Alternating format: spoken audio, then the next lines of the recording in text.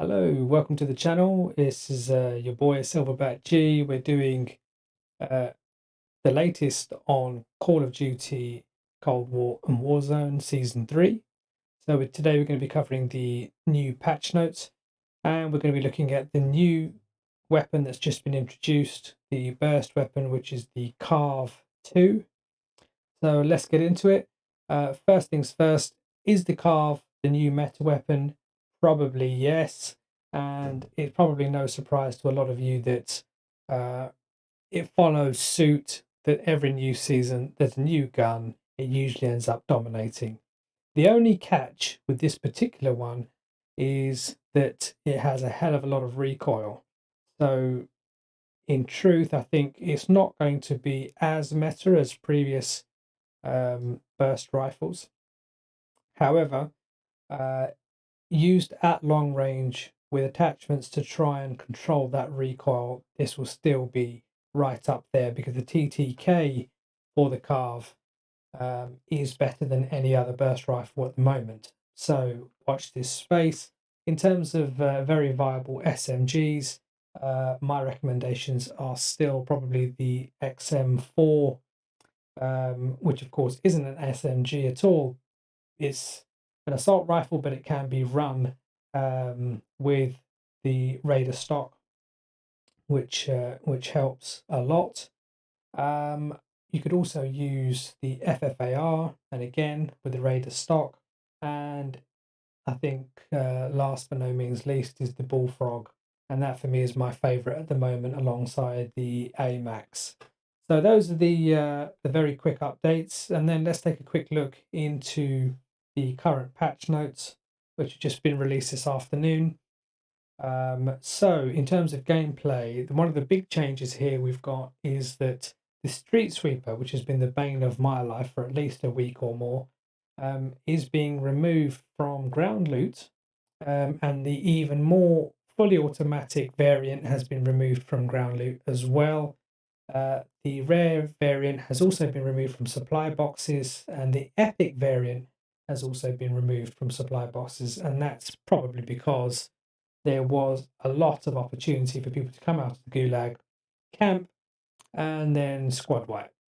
So um, that's very much welcome from me. The Power 77 has actually been added to ground loot, and also been added to supply boxes. So they take with one hand and they give with the other.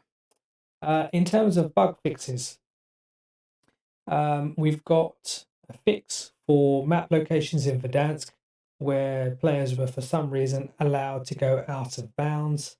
So that's now been fixed. They've also fixed the irritating bug at the start of every Warzone drop where your player would look very much mangled whilst aboard the helicopters. So that's been sorted out. There's also fixed the bugs with the Cold War weapons where their ADS speed and firing speed, or movement speed rather, was being decreased when using the tactical SAS and Spetsnaz stocks. So that's now been corrected. And then in terms of weapons, they've given you a bit of a spiel here, but the long and short of it is that with every weapons balancing exercise, they're going to upset somebody. So this is their attempt at trying to get it right this time round. And the weapons that have been adjusted are the CR56 AMAX, the Pharah A83, the Street Sweeper, the Bullfrog, and the Ppsh 41. So the AMAX, we knew this was coming. We knew from the previous patch notes that they said that the king wouldn't live forever, and it looks as though they finally got round to doing that. They've decreased the minimum damage now from 32 to 31, but that's in Warzone only. And so therefore, it's not actually um, an unviable weapon as a result of this nerf, although they have said that the change reduces its fastest minimum damage TTK by about 17%. So we'll have to see how that pans out. I'm sure J God and Co will be doing videos to show exactly what effect that will have, but I still think that it's going to be right up there with the meta weapons despite the nerf. Moving down, we've got the Pharah A83. The headshot multiplier on that has also been decreased, only marginally, although the base ADS movement speed has also been decreased by 7%.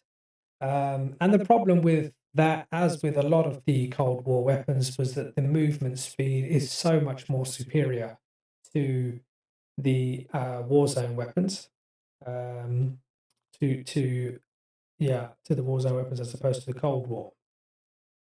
And then we look at the shotgun. We've already talked about the street sweeper. That's going to have a nerf as well as being removed from the ground loot boxes.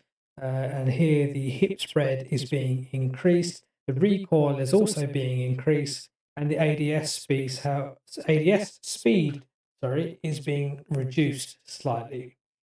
So again, they've acknowledged the fact that the street sweeper was just a little bit too effective.